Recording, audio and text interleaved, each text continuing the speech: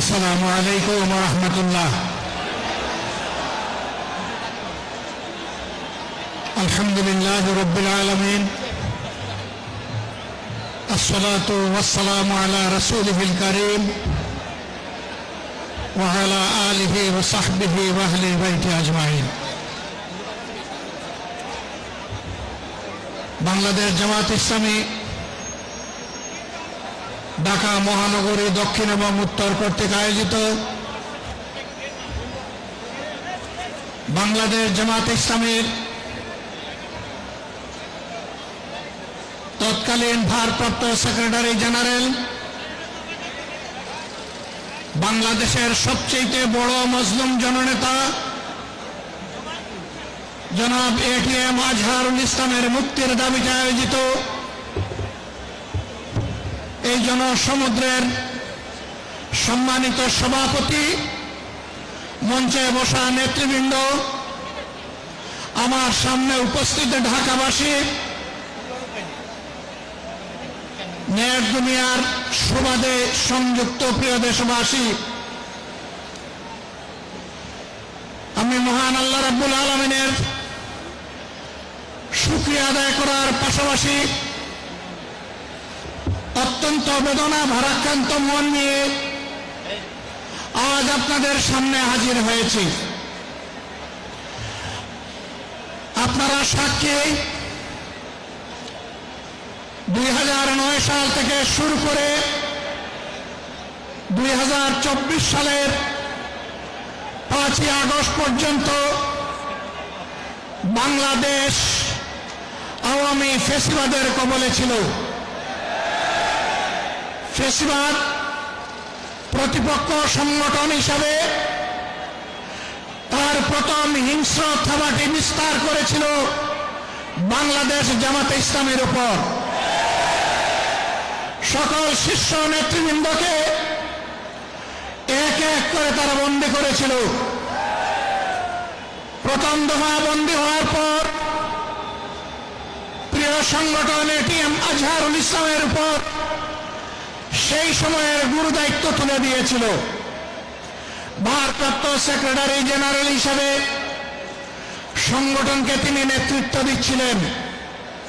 পথের কাঁটা সরানোর জন্য বাকিদের ধারাবাহিকতায় ষড়যন্ত্র অব্যাহত রেখে তাকেও গ্রেফতার করা হলো। এক এক করে 13টি বৎসর অতিবাহিত হয়েছে। কারাগারের অন্ধকার প্রকোষ্ঠে তিনি আছেন। এখনো তিনি মুক্ত হননি। বাংলাদেশ ফ্যাসিবাদ থেকে মুক্ত হলো। আমাদের প্রশ্ন, ফ্যাসিবাদের সবচেয়ে কঠিন সাক্ষী আজহারুল ইসলাম সাহেব মুক্ত হলেন না কেন? কোন জিনিস তাকে এখনো আটকে রাখতে বাধ্য করেছে? কেন এই বৈষম্য?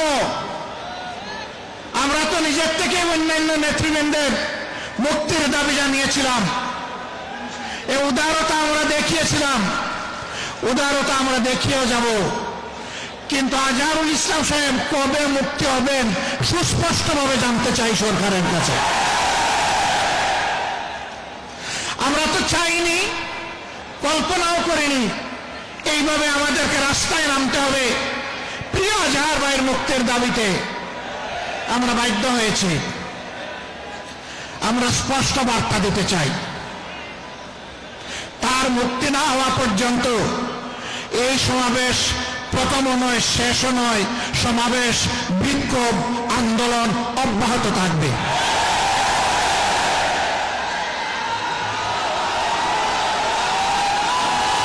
আমরা আশা করব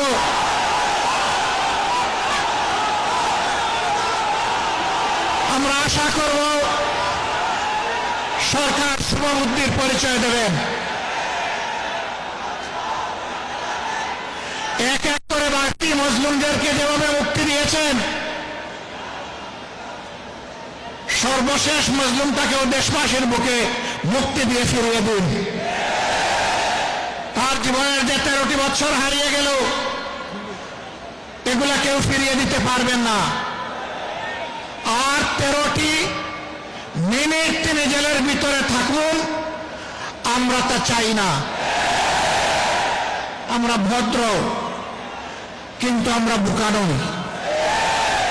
আমাদের ভদ্রতার এই উপহারকে কেউ যেন দুর্বলতা মনে না করেন। ভদ্রতা যখন শক্ত হয়, তখন কি পরিমাণ শক্ত হতে পারে 15.5 বছর তা বাংলাদেশ দেখেছে।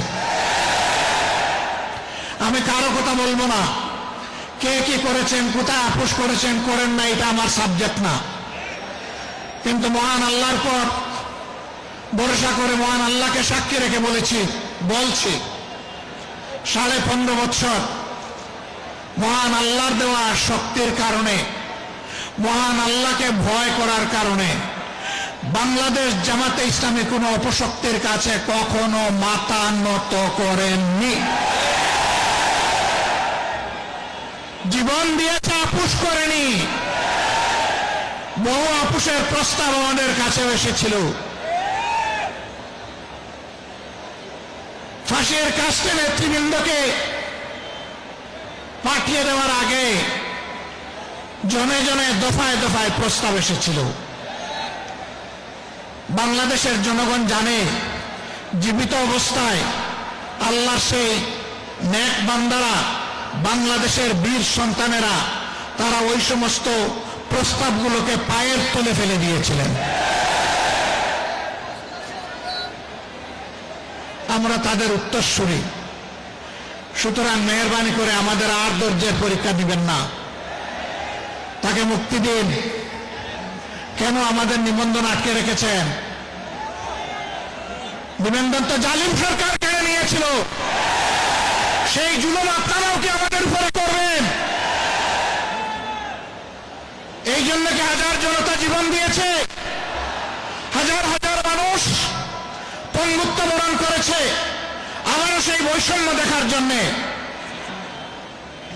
আমরা বাংলাদেশের মাটিতে আর কোনো বৈষম্যকে বরদাস্ত করব না। সকল বৈষম্যের কবর রচনা না হওয়া পর্যন্ত আমাদের আন্দোলন অব্যাহত থাকবে ইনশাআল্লাহ।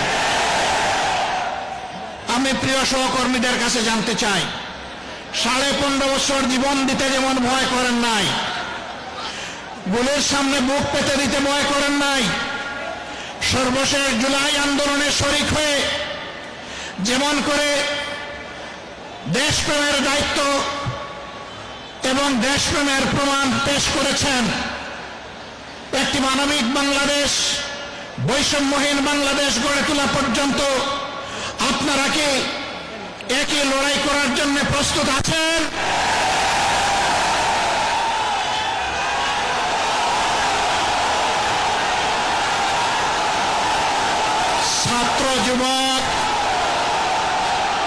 ছাত্র যুবক বন্ধুদের কণ্ঠে কণ্ঠ মিলে বারবার বলতে চাই,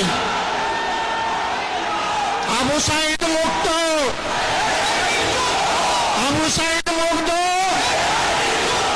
শেষ হয়নি যুদ্ধ, এই যুদ্ধ চলবে ইনশাআল্লাহ।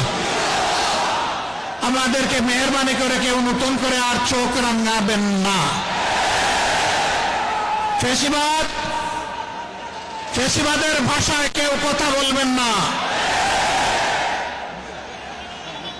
কথা বলবেন রাজনীতিবিদের ভাষায়। আমরা ওয়েলকাম করব, অভিনন্দন জানাবো, সমালোচনা করবেন, চুমু দেব, কিন্তু চোখ রাঙাবেন না মেহেরবানি করে। এই সংগঠন কারো চোখ রাঙানোর পরোয়া করে না।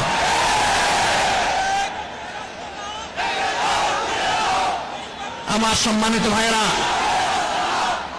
দেশের বিরুদ্ধে, জাতির বিরুদ্ধে অতীতেও ষড়যন্ত্র ছিল, ফ্যাসিবাদের পতনের পরেও ষড়যন্ত্র অব্যাহত আছে। এক এক করে আল্লাহ তাআলা সকল ষড়যন্ত্রকে ব্যর্থ করে দিয়েছেন। আমরা আশাবাদী, একটা ঐক্যবদ্ধ জাতি আগামীতেও সকল ষড়যন্ত্র আল্লাহর সাহায্যে ব্যর্থ করে দেবে ইনশাআল্লাহ।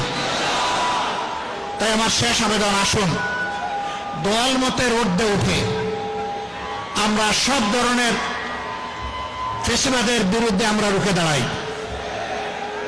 আল্লাহ রাব্বুল আলামিন আমাদের ভাই এটিএম আজহারুল ইসলামকে অবিলম্বে সসম্মানে আমাদের বুকে ফিরিয়ে দিন। তাকে মুক্ত বাতাসে শ্বাস নেওয়ার তৌফিক আল্লাহ তাআলা দান করুন। আমরা বিশ্বাস করি আসমান জমিনের মালিকের ইশারাই সর্বোচ্চ ইশারা, তার ফয়সালাই চূড়ান্ত ফয়সালা। আমরা মহান রবের দরবারে সেই ফয়সালা কামনা করছি। আপনাদের সকলকে আজকের এই আয়োজন সফল করার জন্য প্রিয় সংগঠনের পক্ষ থেকে আন্তরিক কৃতজ্ঞতা এবং মোবারকবাদ জানিয়ে অনাগত দিনের লড়াই সংগ্রামের রাজপথে আবারও সংগ্রামে ভূমিকা রাখার উদাত্ত আহ্বান জানিয়ে আমার বক্তব্য এখানেই শেষ করছি। আল্লাহ হাফেজ। বাংলাদেশ জিন্দাবাদ, বাংলাদেশ জামাত ইসলামী জিন্দাবাদ। আজহার ভাইয়ের মুক্তি চাই, দিতে হবে। আসসালামু আলাইকুম ওয়া রাহমাতুল্লাহ।